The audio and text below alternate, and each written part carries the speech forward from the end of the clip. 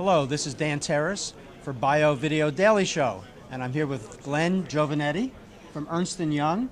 Yep. Hi, Glenn. How are you doing? I understand Ernst & Young has been a big supporter of this program for many years.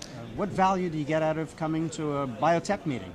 I actually lead our life science practice, and we've been coming to Bio for, since the first meeting, I'm sure, and we've released our annual report on the industry for more than a decade here in one of the super sessions. So it's good for us. So many stakeholders are here, and we, find it to be a very efficient meeting to see lots of people and to share what new data we have.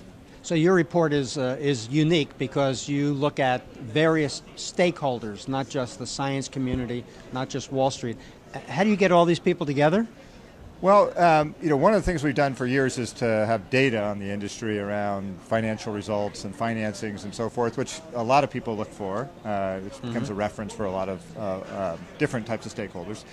But we also try to have some sort of a point of view piece about where the industry may be going.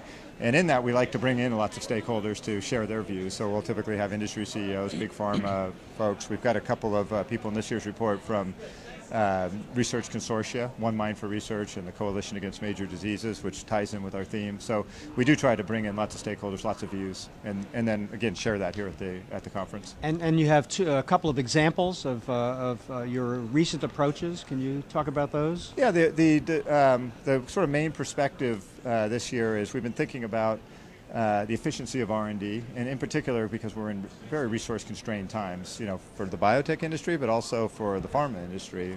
Pharma's got patent expiry issues. They've got lots of other possible uses for their capital, so they're being judicious in their capital allocation.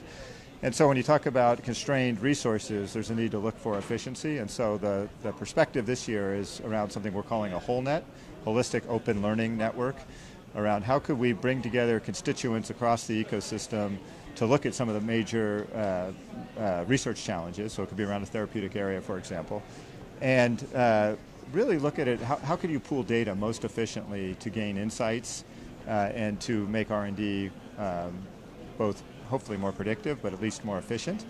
And the holistic part of that, and I think what's different than maybe some of the early examples that we've seen in industry so far, is we think there's an opportunity in the future to look beyond just the traditional R&D players, but also have participants, for example, payers and providers who have their own data sets. And consumers? And well, all the way to, and particularly important to engage patients, and most likely, we think that would be through some of the patient groups that exist already, some of the disease foundations that have a very interested, obviously, group of patients and caregivers who are really looking for the next generation of therapies. Well, it's amazing that you have come across with a holistic approach in a very complex and competitive environment. That's one aspect. And then the other aspect is you show data and then everyone interprets it differently. Well, that's right. How do you handle those complexities? Well, there's no one truth, I think, in this. I think what we're trying to do, hopefully there's a truth in the data. I think our data is fairly reliable. But as you look out and what may come, and we had a very active discussion on our panel at the super session yesterday, there obviously are barriers. There's barriers in both the way people do business, and there's also more practical things like IP law and so forth. However, as the pressure builds, I think we'll see all kinds of stakeholders, despite their maybe past views, looking at how they may change to get after these big challenges. And you see growth in what you're doing at this meeting in the future?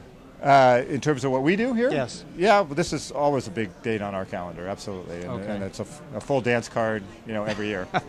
Well, Glenn, thank you very much. This is Dan Terrace for Bio Video Daily Show.